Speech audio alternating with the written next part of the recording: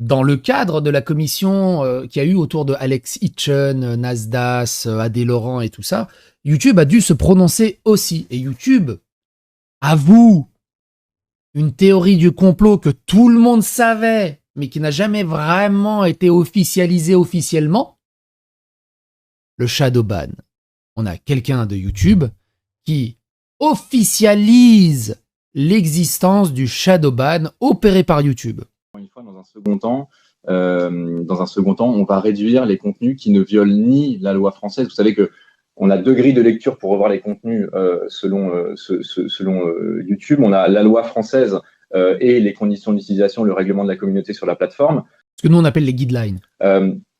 Et parfois, on n'est pas en capacité de supprimer les contenus qui sont potentiellement nuisibles ou qu'on ne souhaiterait pas voir recommandés. Voilà, et ça c'est le problème. Ce n'est pas nuisible, ça n'enfreint aucune règle, mais ils ne souhaitent pas que ça soit recommandé. Mais qui ne franchissent ni la ligne de la loi française, ni nos conditions d'utilisation. Et dans ce cas-là, ce qu'on peut faire, ce qu'on peut mettre en place, c'est de réduire la viralité et la visibilité de ces contenus en ne les recommandant plus.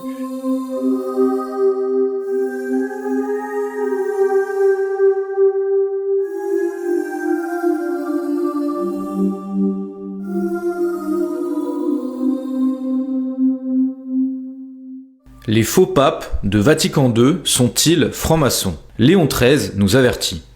La plupart des francs-maçons ne révèlent pas publiquement leur appartenance. Cependant, le pape Léon XIII nous indique un moyen simple pour les reconnaître. Je précise que toutes les preuves et les liens des citations utilisées dans cette vidéo seront en description. Donc Léon XIII nous dit dans l'encyclique Custodi di Quella Fede que chacun évite toute liaison, toute familiarité avec des personnes soupçonnées d'appartenir à la franc-maçonnerie ou à des sociétés affiliées. Qu'on les reconnaisse à leurs fruits et qu'on s'en éloigne. Et ainsi qu'on laisse toute relation familière non seulement avec les impies et les libertins déclarés, qui portent au front le caractère de la secte, mais encore avec ceux qui se déguisent sous le masque de la tolérance universelle, du respect pour toutes les religions, de la manie de concilier les maximes de l'évangile avec celles de la révolution, le Christ avec Bélial, l'église de Dieu avec l'État sans Dieu. Donc, Léon XIII nous dit qu'il y a 2 types de francs-maçons. Il y a ceux qui sont ouverts, donc on peut les voir assez facilement, et ensuite ceux qui sont secrets. Et là, il faut plus les reconnaître à leurs fruits ou à ceux qu'ils disent. Donc l'un des masques sous lesquels ils se cachent, c'est précisément le fameux slogan « Respect de toutes les religions ». Et d'ailleurs, quand on va sur le site de la Grande Loge de France, c'est public, hein, vous tapez ça sur Internet, vous le trouvez très facilement. Donc dans la partie « Nos valeurs », il y a écrit « La Grande Loge de France laisse ainsi à chacun sa totale liberté de conscience religieuse et citoyenne, respectant toutes les sensibilités et formes de pensée philosophiques, morales, spirituelles et religieuses. » Et d'ailleurs, on retrouvera cette liberté de conscience dans Vatican II, dans le texte Dignitatis Humanae. Et aussi, sur le site du Grand Orient de France, on peut lire, dans la partie Nos valeurs, la franc-maçonnerie a pour principe la tolérance mutuelle, le respect des autres et de soi-même, la liberté absolue de conscience. Or, la religion catholique, c'est la seule religion divine. Toutes les autres qui la contredisent sont diaboliques. À ce sujet, le catéchisme du Concile de Trente est très clair. Et comme elle, l'Église catholique, est la seule qui soit gouvernée par le Saint-Esprit, elle est aussi la seule qui soit infaillible dans la foi et dans la règle des mœurs. Au contraire, toutes les autres qui usurpent le nom d'Église sont sous la conduite de l'esprit du démon et tombent nécessairement dans les plus funestes erreurs de doctrine et de morale. Donc, il y a les fausses églises et ensuite, il y a l'Église catholique, qui vient de l'Esprit Saint. Donc celui qui dit que toutes les religions doivent être respectées tente en réalité de mettre au même niveau le vrai et le faux, Dieu et le démon. C'est du libéralisme pur. Un catholique ne peut pas respecter à la fois la seule vraie religion et les religions sataniques. Un tel enseignement vient de la franc-maçonnerie, non de la foi catholique. Donc les deux sont inconciliables. Aucun catholique, s'il veut rester digne de ce nom et avoir de son salut le souci qu'il mérite, ne peut sous aucun prétexte s'affilier à la secte des francs-maçons. Et d'ailleurs, toute personne qui est franc-maçon est automatiquement ipso facto excommuniée de l'Église, c'est-à-dire hors de l'Église. Donc un petit rappel aussi au sujet des fausses religions. Donc dans le Concile de Florence, un document qui est ex-cathédra, qui est infaillible, du 4 février 1442, la très sainte Église romaine croit fermement, professe et prêche qu'aucun de ceux qui se trouvent en dehors de l'Église catholique, non seulement païens, donc par exemple des musulmans par exemple, mais encore juifs ou hérétiques et schismatiques, donc protestants ou orthodoxes, ne peuvent devenir participants à la vie éternelle, mais iront dans le feu éternel qui est préparé par le diable et ses anges, à moins qu'avant la fin de leur vie, il ne lui ait été agrégé. Elle professe aussi que l'unité du corps de l'Église a un tel pouvoir que les sacrements de l'Église n'ont d'utilité en vue du salut que pour ceux qui demeurent en elle. Donc par exemple, les schismatiques orthodoxes, même s'ils ont des sacrements valides, ils ne reçoivent aucune grâce de leur sacrement, ils ne reçoivent aucun mérite pour la vie éternelle. Pour eux, donc les catholiques, seul jeûne, aumône et tous les autres devoirs de la piété et exercices de la milice chrétienne enfantent les récompenses éternelles. Et que personne ne peut être sauvé, si grande que soient ses aumônes, même s'il verse son sang pour le nom du Christ. Donc par exemple un protestant qui meurt en martyr entre guillemets pour le Christ, s'il n'est pas demeuré dans le sein et dans l'unité de l'Église catholique. Donc ça ne sert à rien. Voilà. Donc, que nous disent les faux papes de Vatican II? Voyons maintenant si ces faux papes ont enseigné cette doctrine du respect de toutes les religions. Donc, Angelo Roncalli, alias Jean XXIII, dit dans l'encyclique entre guillemets Pacem in Terris, chacun a le droit d'honorer Dieu suivant la juste règle de la conscience et de professer sa religion dans la vie privée et publique. Donc c'est le principe de la liberté religieuse, c'est toutes les religions ont les mêmes droits.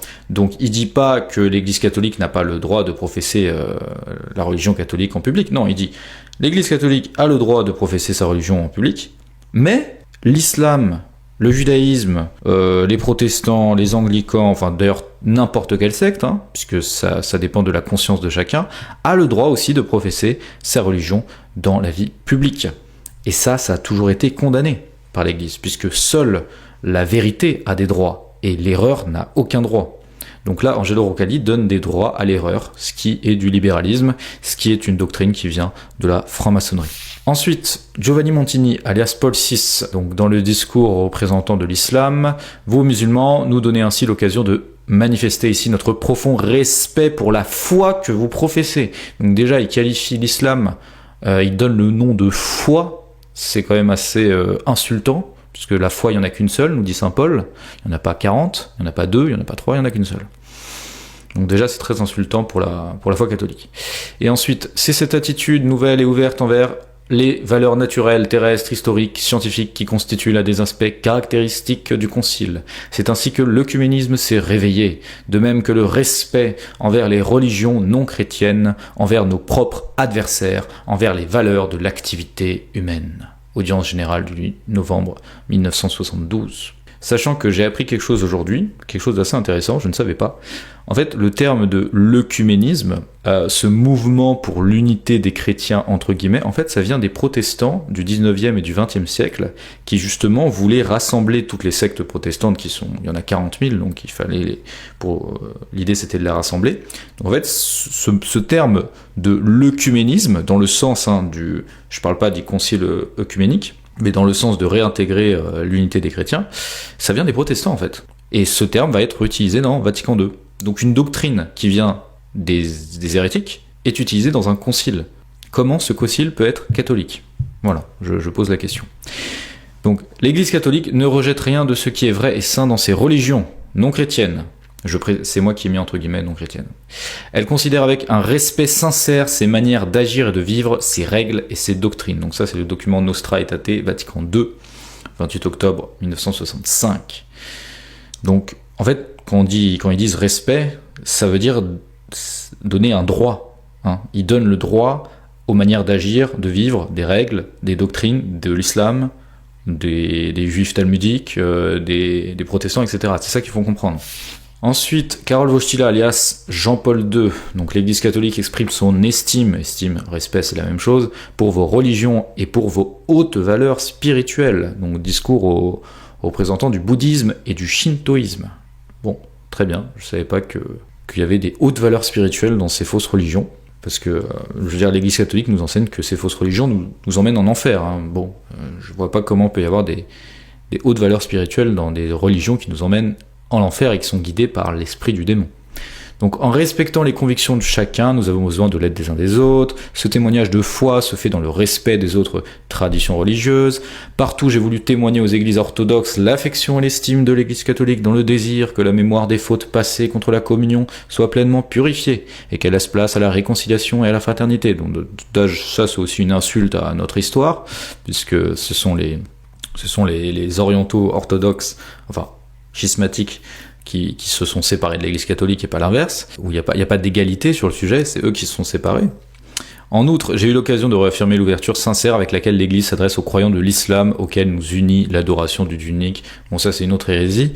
Évidemment, les musulmans rejettent la divinité du Christ, donc ils n'adorent pas le même Dieu unique, puisque nous adorons un Dieu unique en 3 personnes, l'être trinitaire. Donc ça aussi c'est une grossière erreur. Donc je souhaite réaffirmer le respect de l'Église catholique pour l'islam. Ensuite, Ratzinger, alias Benoît XVI, nous ne manquons pas de respect à l'égard des autres religions et cultures. J'ai souligné à Munich combien il est important de respecter ce qui est sacré pour les autres. Et la visite en Turquie m'a offert l'occasion d'exprimer également publiquement mon respect de la religion musulmane. Enfin, quand on lit ce qu'ont écrit les papes sur la secte de Mahomet, dans le passé, ça fait littéralement vomir ce genre de paroles. Hein. Et quand on sait ce que les musulmans ont fait aux catholiques et aux chrétiens dans l'histoire, bref. Ensuite, il y aurait Mario Bergoglio, alias François, pour en venir maintenant au respect mutuel dans les relations interreligieuses, notamment entre chrétiens et musulmans. Ce que nous sommes appelés à respecter, c'est la religion de l'autre, ses enseignements, ses symboles et ses valeurs. Donc là, il va très très loin. Il dit qu'il faut respecter, donc donner un droit à la religion de l'autre, donc à la fausse religion de l'islam, aux enseignements. Si vous connaissez un peu le Coran, vous savez que les enseignements de l'islam vont contre les 10 commandements, vont contre la foi catholique, c'est inconciliable. Et enfin, Robert Francis Prévost, il faut pas croire qu'il ne fait pas partie de la liste, alias Léon XIV.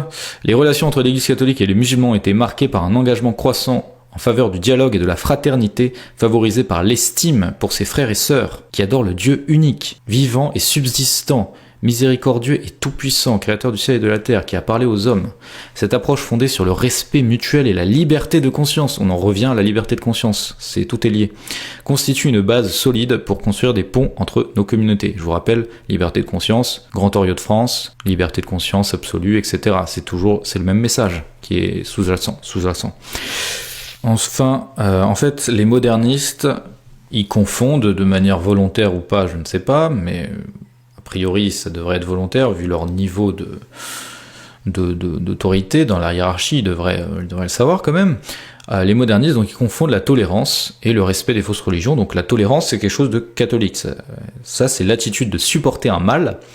Donc, par exemple, l'existence de fausses religions, non pas parce qu'il est un bien, mais pour éviter un plus grand mal, troubles civils, persécutions, etc. On tolère donc ce qui est faux par prudence politique, mais on ne l'approuve jamais. On ne lui donne pas un droit à exister par lui-même. Donc Léon XIII, dans l'encyclique Libertas, qui est une encyclique absolument magistrale, je vous la recommande, qui justement définit toute la liberté. C'est quoi la liberté ? En fait, plus personne aujourd'hui ne comprend ce que c'est que la liberté. Donc pour ces motifs, tout en accordant de droit qu'à ce qui est vrai et honnête, elle ne s'oppose pas cependant à la tolérance dont la puissance publique croit pouvoir user à l'égard de certaines choses contraires à la vérité et à la justice, en vue d'un mal plus grand à éviter ou d'un bien plus grand à obtenir ou à conserver.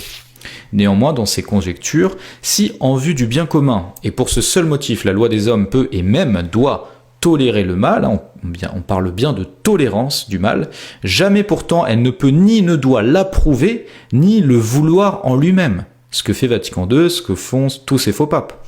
Ils donnent des droits aux fausses religions. C'est là toute la différence. Car étant de soi la privation du bien, le mal est opposé au bien commun que le législateur doit vouloir et doit défendre du mieux qu'il peut. Et en cela aussi, la loi humaine doit se proposer d'imiter Dieu, qui, en laissant le mal exister dans le monde, ne veut ni que le mal arrive, ni que le mal n'arrive pas, mais veut permettre que le mal arrive, et cela est bon. Donc cette sentence du docteur angélique, saint Thomas d'Aquin, contient en une brève formule toute la doctrine sur la tolérance du mal. Donc Dieu permet le mal pour un plus grand bien. Ça c'est une phrase de saint Augustin qui dit que Dieu ne permettrait jamais le mal s'il ne pourrait en tirer un plus grand bien. Mais le mal reste du mal. On ne peut pas donner un droit aux fausses religions qui sont, je vous le rappelle, dirigées par l'esprit du démon. Mais une chose demeure toujours vraie, c'est que cette liberté accordée indifféremment à tous et pour tous n'est pas, comme nous l'avons souvent répété, désirable par elle-même. Donc là, il condamne la liberté de conscience, ou la liberté des cultes, puisqu'il répugne à la raison que le faux et le vrai aient les mêmes droits. On se rappelle Pacem in Terris, qui donne les mêmes droits au vrai et au faux. Et en ce qui touche la tolérance, il est étrange de voir à quel point s'éloignent de l'équité et de la prudence de l'Église ceux qui professent le libéralisme. C'est ce que je vous ai dit au début. Donc maintenant, le respect, au sens moderne, c'est reconnaître une valeur positive, une dignité religieuse intrinsèque aux fausses religions elles-mêmes. Or cela est impossible, l'erreur n'a aucun droit. On peut respecter les personnes créées à l'image de Dieu, mais jamais les fausses doctrines qui viennent du démon, je le rappelle. Donc, dans Vatican II, dans le texte Dignitatis Humanae du 7 décembre 1965, ce concile du Vatican déclare que la personne humaine a le droit à la liberté religieuse. Cette liberté consiste en ce que tous les hommes doivent être exempts de toute contrainte de la part tant des individus que des groupes sociaux et de quelque pouvoir humain que ce soit, de telle sorte qu'en matière religieuse, nul ne soit forcé d'agir contre sa conscience,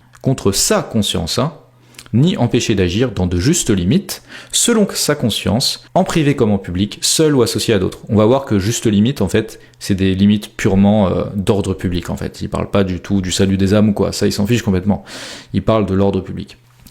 Donc voilà, donc si les islamistes prêchent de manière paisible, entre guillemets paisible, dans la rue l'islam, c'est tout à fait acceptable. Ça rentre dans les conditions de Dignitatis Humanae.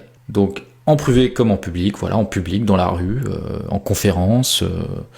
D'ailleurs, le texte dit à d'autres endroits qu'ils peuvent construire des bâtiments, etc. Donc, construire des mosquées en France, ils ont le droit de faire ça, ils ont un droit naturel de faire ça. Donc, selon Vatican II, je le rappelle, c'est une erreur.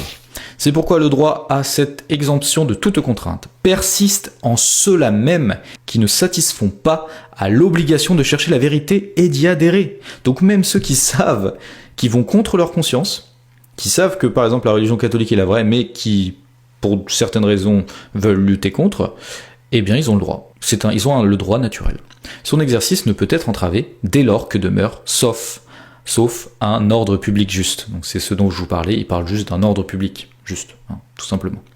Donc la liberté religieuse demande en outre que les communautés ne soient pas empêchées de manifester librement l'efficacité singulière de leur doctrine, pour organiser la société et vivifier toute l'activité humaine. Donc ça, c'est un langage absolument moderniste. Organiser la société et vivifier toute l'activité humaine. Donc l'islam va vivifier l'activité humaine de la société, l'hindouisme.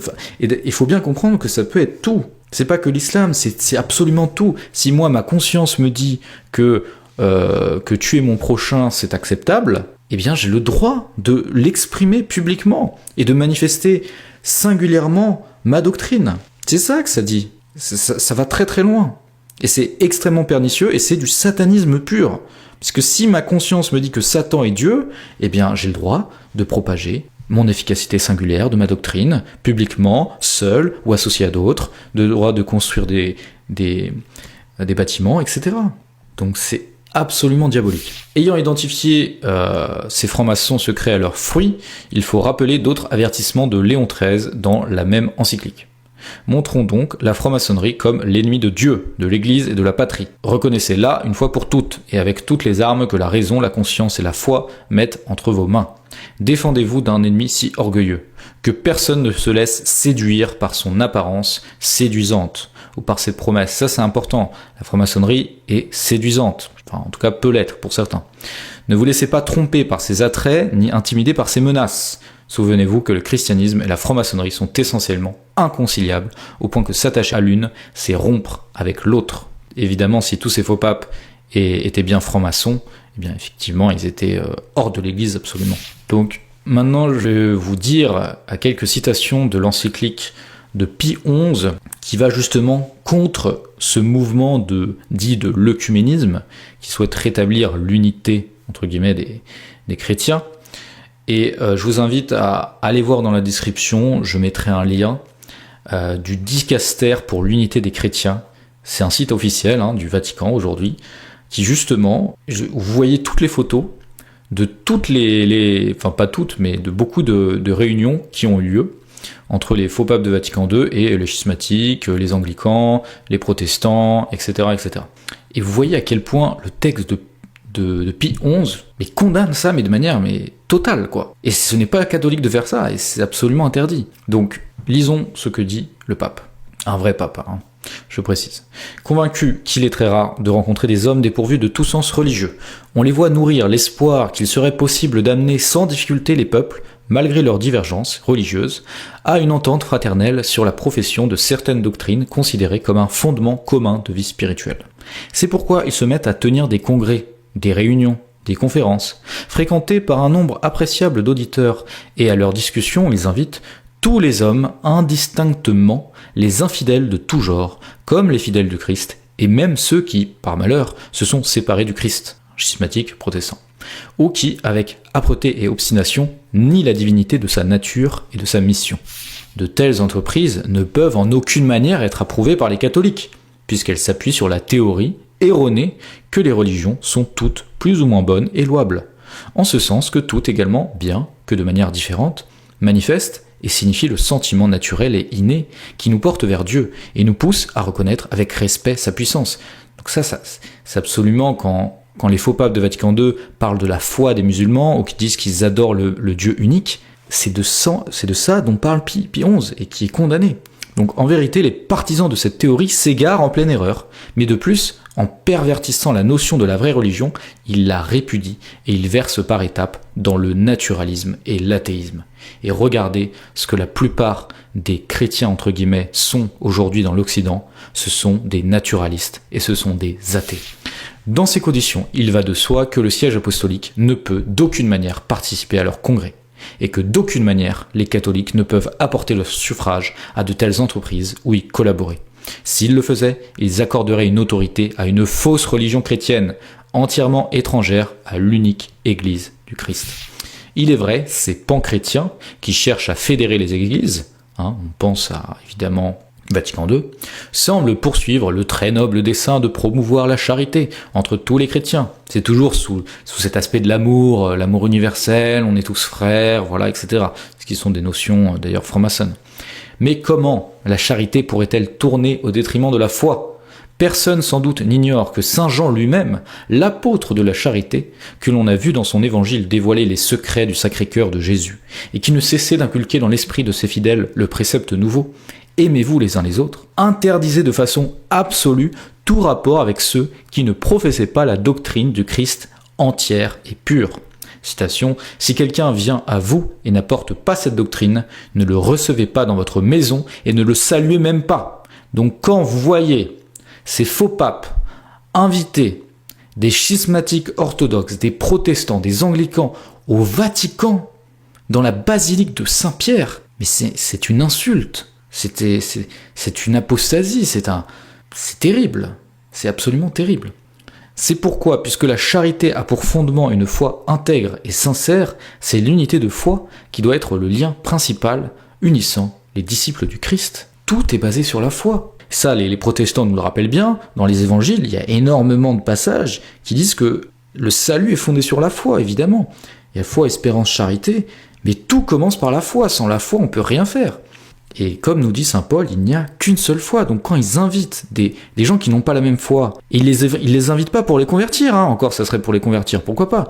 Mais non, ils les invitent pour faire des congrès, pour discuter sur ce qui nous rapproche, etc. Donc on comprend donc, vénérable frère, pourquoi ce siège apostolique n'a jamais autorisé ses fidèles à prendre part au congrès des non-catholiques.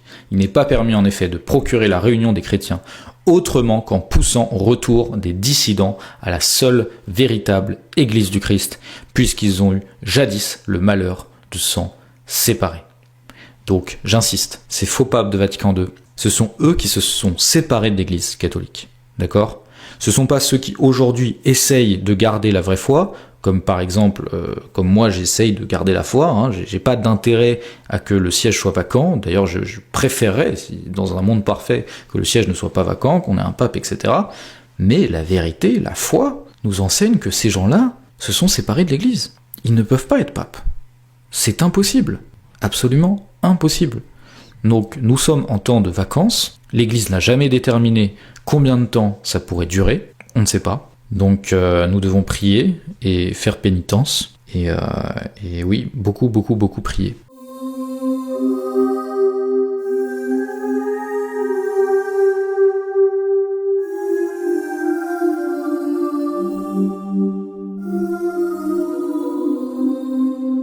Pourquoi le siège du pape est vacant aujourd'hui ? Ce n'est pas une opinion personnelle, ni une hérésie, mais une conclusion qui découle directement de la foi catholique et de la théologie de l'Église. En réalité, il y a 3 grandes raisons qui rendent impossible l'idée qu'il y ait aujourd'hui un vrai pape à Rome. La première raison, c'est l'infaillibilité pontificale définie par Vatican I en 1870. Le pape, lorsqu'il enseigne ex cathedra, ne peut pas se tromper. C'est une vérité de foi définie par Pie IX dans la Constitution Pastor Aeternus. On va définir ce que ça signifie ex cathedra. Le pontife romain, lorsqu'il parle ex cathedra, c'est-à-dire lorsque remplissant sa charge de pasteur et de docteur de tous les chrétiens, il définit, en vertu de sa suprême autorité apostolique, qu'une doctrine sur la foi ou les mœurs doit être tenue par toute l'Église, jouit par l'assistance divine à lui promise en la personne de Saint Pierre, de cette infaillibilité dont le divin Rédempteur a voulu que fût pourvue son Église, lorsqu'elle définit la doctrine sur la foi et les mœurs. Par conséquent, ces définitions du pontife romain sont irréformables par elles-mêmes et non en vertu du consentement de l'Église. Donc là, je vous invite, si vous voulez vraiment comprendre en profondeur comment l'infaillibilité fonctionne, j'ai fait une vidéo qui s'appelle « L'infaillibilité du pape expliquée simplement ». Donc, pour résumer très rapidement, selon l'analyse des théologiens, en gros, il y a à peu près 4 conditions pour que le pape soit infaillible. Donc, il doit parler en tant que pape, sa charge de pasteur et de docteur de tous les chrétiens, il ne doit pas parler en tant que personne privée. Deuxièmement, il définit, donc le contraire d'une définition en théologie, c'est une opinion. Lorsqu'un théologien, par exemple, émet une opinion personnelle sur un sujet, il dit « Voilà, ceci est mon opinion, voilà pourquoi je pense cela, mais je peux me tromper. » Lorsque le pape, il définit, il dit pas qu'il peut se tromper, et il dit pas que c'est une opinion, il dit « C'est comme ça, je condamne ça. » C'est pas une opinion personnelle, c'est « Je condamne ça parce que c'est contraire à la foi » ou « Je définis cela parce que ça fait partie de la foi. » Donc c'est à opposer à une opinion. Ensuite, ça doit concerner soit la foi ou les mœurs. Donc la foi, c'est ce qu'on doit croire pour être sauvé, et les mœurs, c'est ce qu'on doit faire pour être sauvé. Et enfin, doit être tenu par toute l'Église, donc il faut que ça soit croit ou fait par toute l'Église. Donc évidemment, par exemple, il n'y a pas forcément besoin dans le document qui est écrit « Oui, je veux que cela soit tenu par toute l'Église ». Il suffit que l'intention du pape soit là pour que ça soit infaillible. Mais ça, encore une fois, si vous voulez voir tous les détails de l'infaillibilité pontificale, je vous invite à aller voir ma vidéo. Donc le problème, c'est que depuis Vatican II, les prétendus papes ont enseigné officiellement, de manière entre guillemets ex cathedra, des doctrines qui contredisent la foi catholique. Donc les deux hérésies les plus flagrantes, ce n'est pas exhaustif, sont la liberté religieuse et l'œcuménisme. Donc d'abord, voyons ce que dit l'Église, voyons ce que dit le pape Pie IX sur la liberté religieuse. Dans le Syllabus, qui est un document des années en 1870, le pape Pie IX, il fait une liste d'erreurs, et justement il condamne, par exemple, il dit que c'est une erreur d'affirmer qu'il est libre à chaque homme d'embrasser et de professer la religion qu'il aura réputée vraie d'après la lumière de la raison. Autre part, il dit que c'est une erreur d'affirmer qu'il est faux que la liberté civile de tous les cultes et que le plein pouvoir laissé à tous de manifester ouvertement et publiquement toutes leurs pensées et toutes leurs opinions jette plus facilement les peuples dans la corruption des mœurs et de l'esprit et propage la peste de l'indifférentisme. Donc là, le pape Pie IX, il dit bien que le fait de donner justement cette liberté civile de tous les cultes, ça propage justement la corruption des mœurs, parce que si par exemple, les islamistes ont le droit civil de propager l'islam partout, forcément ça va engendrer une corruption des mœurs et des esprits dans toute la société. Je vous donne un exemple concret pour que vous puissiez comprendre. Donc le problème, c'est que Vatican II dit exactement, justement, le contraire. Vatican II dit « Le Concile du Vatican déclare que la personne humaine a droit à la liberté religieuse. Cette liberté consiste en ce que tous les hommes, doivent être soustraits à toute contrainte de la part soit des individus, soit des groupes sociaux, ou de quelque pouvoir humain que ce soit, de telle sorte qu'en matière religieuse, nul ne soit forcé d'agir contre sa conscience. » Donc ça, c'est la liberté des cultes et la liberté de conscience, c'est exactement la même chose. Ni empêché d'agir dans de justes limites. Donc quand ils disent justes limites, c'est selon l'ordre public, comme on va le voir juste après. C'est pas du tout pour le salut des âmes, ça ils s'en fichent complètement. Selon sa conscience, en privé comme en public, seul ou associé à d'autres. Donc en public, donc dans la rue par exemple, si un groupe d'islamistes, un groupe ensemble propage l'islam, et puis d'ailleurs que ce soit l'islam ou n'importe quelle autre fausse religion, puisque c'est selon ce que la conscience de l'individu lui dit, ça peut être absolument n'importe quoi. Donc si l'islam dit que c'est ok d'avoir plusieurs femmes, ou de pratiquer la pédophilie, ils ont le droit de dire ça de manière publique, juste si ça dans de justes limites. Si ça ne trouble pas l'ordre public, comme c'est écrit juste après. C'est pourquoi le droit à cette exemption de toute contrainte persiste en ceux-là même qui ne satisfont pas à l'obligation de chercher la vérité adhérée. Donc ça veut dire que même ceux qui ne cherchent pas la vérité, ils ont le droit, donc ils savent que leur conscience, en conscience, par exemple, la vérité, c'est la religion catholique, mais ils la refusent, parce que pour une raison ou une autre. Son exercice ne peut être entravé, dès lors que demeure sauf un ordre public juste. Donc c'est purement du naturalisme.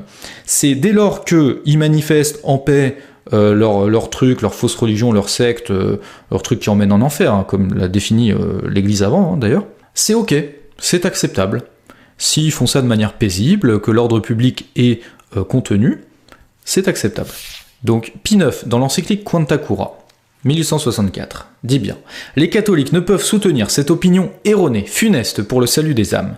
La liberté de conscience et des cultes, on voit bien que c'est la même chose, liberté de conscience et des cultes, est un droit propre à chaque homme. Ce droit doit être proclamé et garanti par la loi dans toute société bien organisée. » C'est exactement ce que dit Vatican II. Les citoyens ont droit à l'entière liberté de manifester hautement et publiquement leur opinion, quelle qu'elle soit, par les moyens de la parole, de l'imprimer ou toute autre méthode, sans que l'autorité civile ni ecclésiastique puisse lui imposer une limite. D'ailleurs, je ne vais pas citer tout Vatican II, mais Vatican II dit bien que, justement, la liberté religieuse peut être manifestée dans la presse, que aussi ils ont le droit de construire des bâtiments. Donc, même dans un pays qui est, par exemple la France, qui a une histoire catholique, etc., même si tout le monde était catholique en France, si des étrangers viennent en France et veulent manifester leur religion, etc., ils ont le droit de construire des mosquées. C'est ce que dit le texte de Vatican II.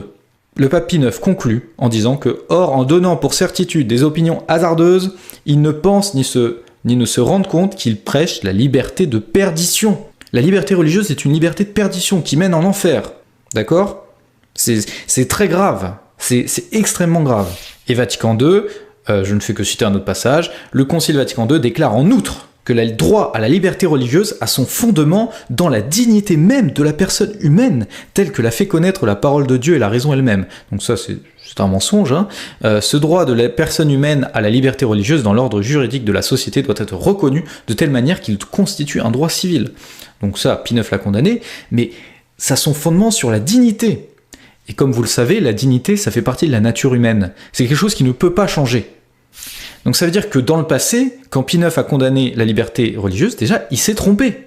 C'est ça que dit le texte. Donc il faut choisir, on peut pas, c'est inconciliable. Ceux qui disent que il faut interpréter Vatican II à la lumière de la tradition, ça c'est une invention de Ratzinger, alias Benoît XVI, qui s'appelle l'herméneutique de la continuité, qui est une invention. Avant ça n'a jamais existé. Qu'il faut interpréter le magistère de manière catholique. C'est ça qu'ils veulent dire. Vu que, effectivement, Vatican II n'est pas catholique du tout, il faut bien donner du grain à moudre aux traditions, aux tradis, entre guillemets, il faut bien leur donner un grain à moudre, et du coup on va inventer l'herméneutique de la continuité, donner une interprétation catholique de ce concile Vatican II. Mais c'est impossible, il faut faire un grand écart intellectuel absolument énorme pour rendre catholique un texte qui est complètement hérétique, mais complètement, et puis qui est satanique, puisque la liberté religieuse, c'est la liberté de propager n'importe quelle erreur. Donc si moi je crois au satanisme, si ma conscience me dit que le satanisme c'est bien, eh bien j'ai le droit de manifester publiquement, seul ou associé à d'autres, de construire des bâtiments, de propager par la presse le satanisme. C'est ça la liberté religieuse. Et on le voit dans les fruits de Vatican II.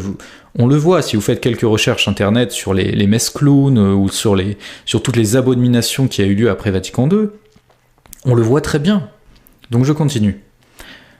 Ensuite, la deuxième erreur flagrante de Vatican II, c'est l'œcuménisme. Donc évidemment, Pie IX l'a condamné.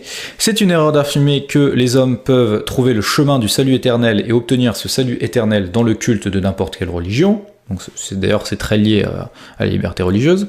C'est une erreur d'affirmer que l'Église n'a pas le pouvoir de définir dogmatiquement que la religion de l'Église catholique est uniquement la vraie religion. Donc Pie IX, donc il faut prendre au contraire, puisque Pie IX cite des erreurs. Donc ça veut dire que l'Église catholique, eh bien, elle affirme dogmatiquement que la seule vraie religion, c'est celle de l'Église catholique. Erreur numéro 3, c'est une erreur d'affirmer que le protestantisme n'est pas autre chose qu'une forme diverse de la même vraie religion chrétienne, forme dans laquelle on peut être agréable à Dieu aussi bien que dans l'Église catholique. Donc ça, c'est condamné. Et que dit Vatican II ?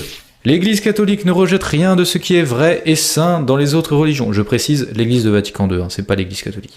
Donc on devrait dire, l'Église de Vatican II ne rejette rien de ce qui est vrai et saint dans les autres religions. Donc il y a des choses qui sont vraies et saintes. Ce qui est saint vient de Dieu.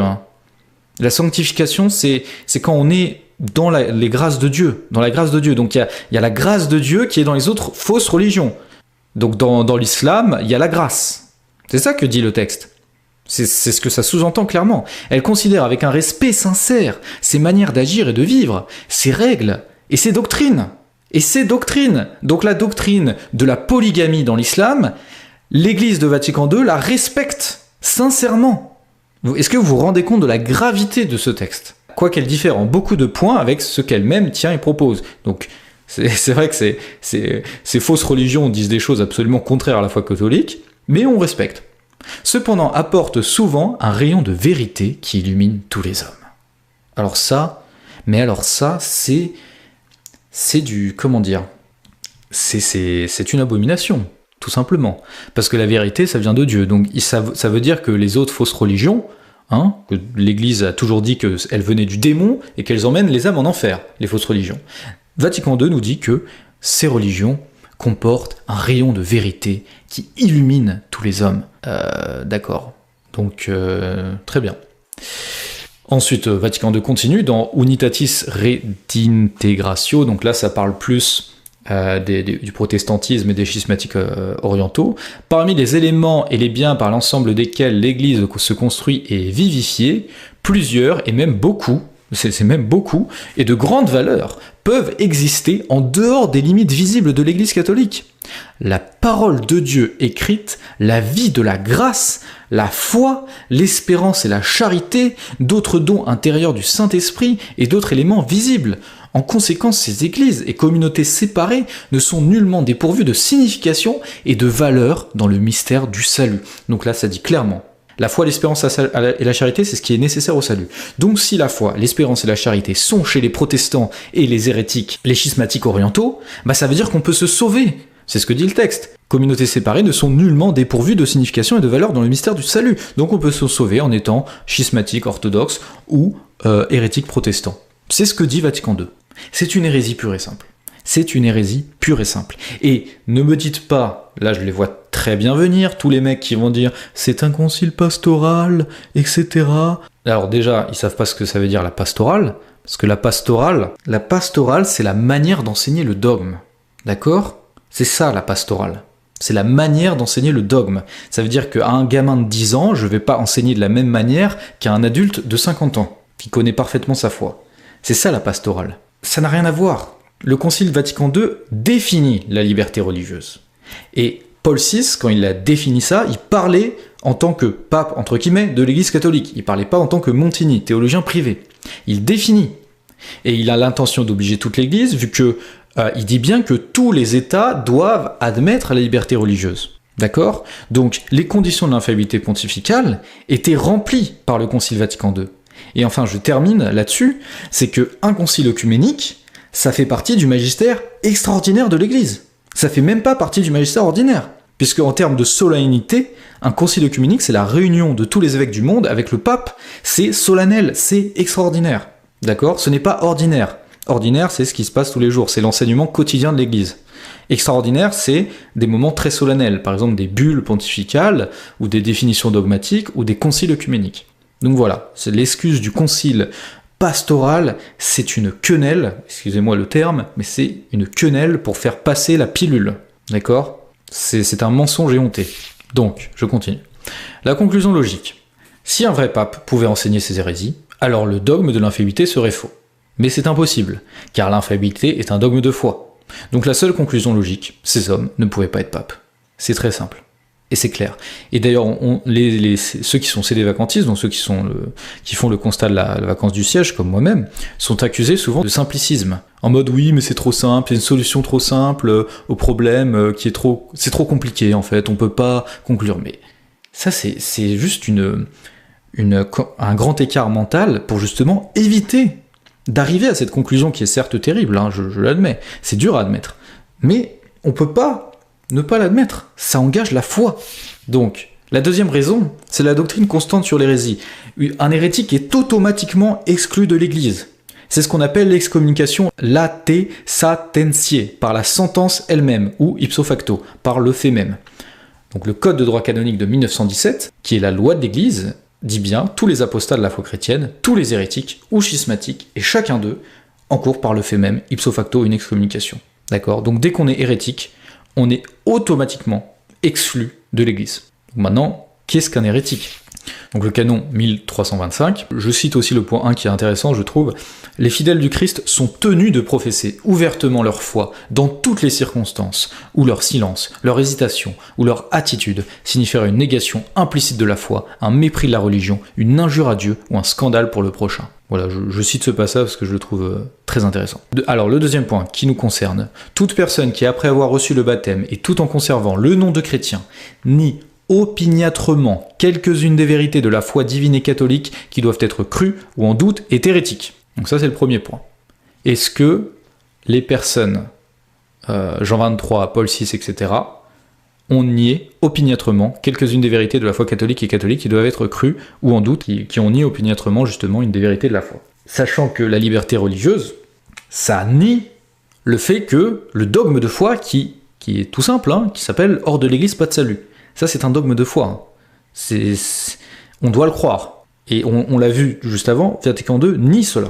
Et c'est pas une erreur en discussion dans un restaurant où le gars il dit oui, alors c'est pas ça. Non, ils ont réfléchi pendant des années, pendant des mois, à rédiger les textes, ils les ont promulgués de manière officielle en tant que prélat de l'Église. C'est pas rien. Donc on peut pas dire que c'est une hérésie matérielle. Et je vais vous le prouver dans quelques instants. Et deuxièmement, si elle s'éloigne totalement de la foi chrétienne, elle est apostat. Donc ces gens-là se sont éloignés totalement de la foi chrétienne, c'est pas difficile à prouver, et donc ils sont aussi apostats. Donc le canon 188 nous dit que, en vertu de la renonciation tacite admise ipso jure, sont vacants ipso facto et sans aucune déclaration, quelque office que ce soit, si le clerc, du point numéro 4, apostasie publiquement la foi catholique. Donc ces gens-là ont apostasié publiquement de la foi catholique, et donc leur siège est vacant ipso facto par le fait même. Donc, or les chefs de Vatican II ont professé publiquement des hérésies, ils ne sont pas de simples catholiques mal informés, ils ont enseigné ces erreurs à toute l'Église, dans des documents officiels. L'excuse de l'hérésie matérielle ne fonctionne pas. Par exemple, Bergoglio, alias François, dans le document Amoris Laetitia. Il y a énormément d'hérésies dans ce document, mais je vais n'en citer qu'une seule, qui est la plus flagrante. Il dit bien, par conséquent, il n'est plus possible de dire que tous ceux qui se trouvent dans une certaine situation dite irrégulière, ça fait référence à ceux qui sont dans des états de concubinage ou de fornication ou d'adultère, donc les divorcés remariés, etc., vivent dans une situation de péché mortel, privés de la grâce sanctifiante.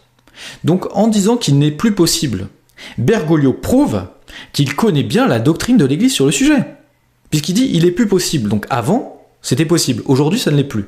Donc là, il y a une double hérésie.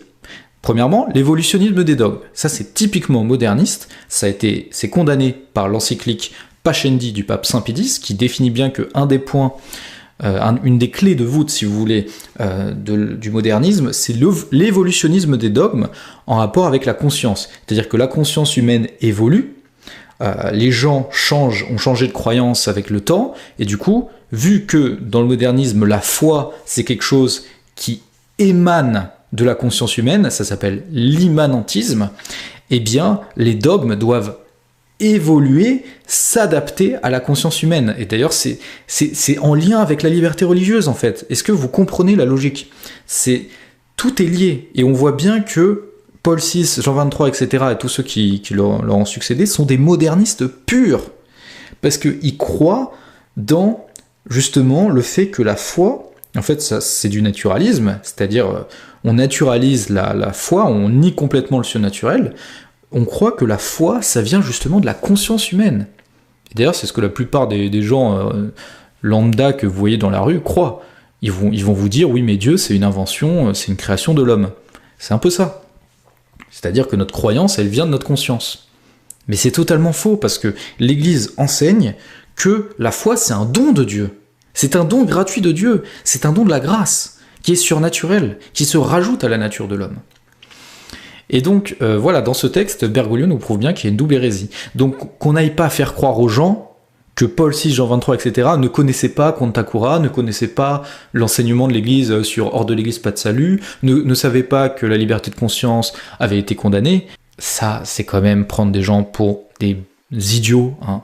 Ces gens-là ont été formés, ils ont eu la messe traditionnelle, ils ont reçu le catéchisme traditionnel, ils étaient censés être papes, donc bon, c'est quand même l'élite de l'Église, c'est pas des laïcs, donc voilà. L'excuse de l'hérésie matérielle, mais ça m'énerve, parce que c'est vraiment prendre les gens pour des idiots. Donc voilà, soyons sérieux 2 minutes. Donc un hérétique n'est pas membre de l'Église, et encore moins son chef, donc par définition, il ne pouvait pas être pape. Donc ça, c'est la deuxième raison. La troisième raison, c'est une conséquence inversée. Il y a une obligation d'obéissance. Si le pape actuel était vraiment le vicaire du Christ, alors nous aurions l'obligation de lui obéir. C'est ce qu'enseigne la bulle Unam Sanctam du pape Boniface VIII. En conséquence, nous déclarons, nous disons et nous définissons qu'il est absolument nécessaire au salut pour toute créature humaine d'être soumise au pontife romain. C'est pas seulement qu'on doit obéir, c'est que c'est nécessaire pour le salut de l'âme d'être soumis au pontife romain. Pourquoi ? En fait, c'est logique, le texte ne le dit pas, mais c'est très logique. C'est parce que vu que le pape est infaillible, et qu'il enseigne la foi et les mœurs, ce qu'il faut croire et ce qu'il faut faire pour se sauver, bah forcément, si on obéit au pape, eh bien, on sauve notre âme. C'est ça la logique. Donc, refuser de se soumettre au pape, bah c'est refuser de croire et de faire ce qu'il faut faire pour être sauvé. Donc les conséquences de l'obéissance, si nous devions suivre les papes de Vatican II, il faudrait accepter de prier avec les non-catholiques, protestants, musulmans, bouddhistes, bon ça a été évidemment condamné par l'Église avant, respecter les fausses religions au lieu de les tolérer, hein. La tolérance et le respect, c'est pas du tout la même chose. La tolérance, c'est, par exemple, on est dans un pays à majorité musulmane, là l'État doit tolérer les musulmans, il doit tolérer qu'ils aient des mosquées et tout, sinon c'est le chaos. Par contre, le respect, c'est justement la liberté religieuse. Dans un pays à majorité catholique, on devrait respecter les musulmans, on devrait les laisser construire des mosquées, les laisser prêcher dans la rue, etc. Sauf que non, ça l'Église a condamné ça. Donc voilà, distinction entre tolérance et respect. C'est pas du tout la même chose. La liberté religieuse de Vatican II respecte les fausses religions, l'Église catholique peut tolérer les fausses religions dans certaines conditions. Donc voilà, il faudrait reconnaître la liberté religieuse comme un droit naturel, évidemment ce n'est pas possible. Il faudrait aussi, bon là j'en ai pas parlé dans cette vidéo, mais assister à la nouvelle messe, qui est une messe protestantisée, qui n'est pas catholique. Il faudrait aussi suivre le nouveau code de droit canon de 1987, qui donne par exemple un jeûne eucharistique de 1 heure, ce qui est ridicule. On peut manger un McDo 1 heure avant de communier. Donc ça n'a... c'est vraiment n'importe quoi. Le nouveau rite d'ordination, donc là aussi, j'en ai pas parlé dans cette vidéo, mais je vous invite à approfondir le sujet de votre côté. Vous pouvez voir le livre de l'abbé Sekada qui s'appelle « Le rite de la consécration épiscopale de 1968, valide ou invalide ». C'est un livre de 30 pages qui vraiment est clair comme de l'eau de roche et qui vraiment démontre bien et prouve par A plus B, avec l'enseignement de l'Église, que le nouveau rite de consécration épiscopale est invalide. Voilà, complètement invalide, du coup, ils n'ont plus d'évêques dans ce rite-là, et du coup, qui dit plus d'évêques, plus de prêtres, qui dit plus de prêtres, dit plus de présence réelle, plus de consécration, plus de messe. Et ça, c'est mon opinion personnelle, mais comparez le nombre d'avortements avec la date, et vous voyez que depuis 1968, le nombre d'avortements a explosé. Évidemment, il y a d'autres raisons, il n'y a pas que ça, mais c'est pas un hasard, parce qu'on sait très bien que plus il y a de messes, plus le sang, ça c'est Monseigneur Gaume qui dit ça, il dit que toute société fonctionne sur le sacrifice. Et la société chrétienne fonctionne sur le sacrifice de Jésus-Christ, le sacrifice de Dieu, fait homme, et les sociétés païennes fonctionnent sur le sacrifice humain. On peut prendre l'exemple des Aztèques, par exemple, qui faisaient le sacrifice humain. Aujourd'hui, on est revenu, les sociétés se sont paganisées, on est revenu à des sociétés païennes, et comme par hasard, le nombre d'avortements a explosé. On ne peut pas ne pas penser au sacrifice humain. Et comme par hasard, depuis que le nouveau rite de consécration épiscopale est devenu invalide, le nombre de sacrifices humains a explosé. Est-ce un hasard ? Non, je ne pense pas, puisque le hasard n'existe pas, évidemment. Quand vous êtes croyant, vous savez que le hasard n'existe pas. Donc voilà. Autrement dit, suivre les papes de Vatican II, c'est adhérer à toutes les hérésies depuis Vatican II, et donc perdre la foi. Or, il est impossible que l'Église nous emmène en enfer. La conclusion s'impose d'elle-même, ces hommes ne sont pas papes.